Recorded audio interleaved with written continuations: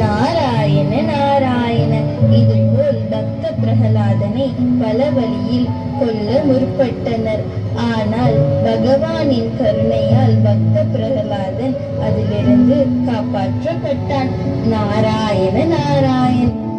யதா யதா ஹி தர்மஸ்ய க்லானிர்பவதி பாரத அப்யுத்தானம் அதர்மஸ்ய ததாத்மானம் ஸ்ருஜாம்யஹம் பரித்ராணாய சாதுனாம் விநாசாய துஷ்கிருதாம் தர்ம संस्थापनार्थाय संभवामि युगे युगे.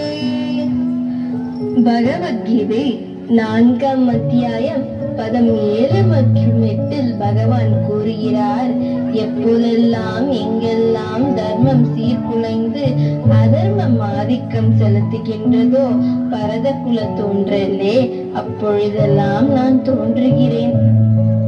பக்தர்களை காத்து துஷ்டர்களை அழித்து தர்மத்தின் கொள்கைகளை மீண்டும் நிலைநிறுத்துவதற்காகவே நான் யுகந்தோறும் தோன்றுகிறேன்.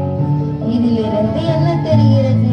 பகவான் யாரையாவது அழிக்க வேண்டும் என்று எண்ணினால் அதை யாராலும் தடுக்க இயலாது.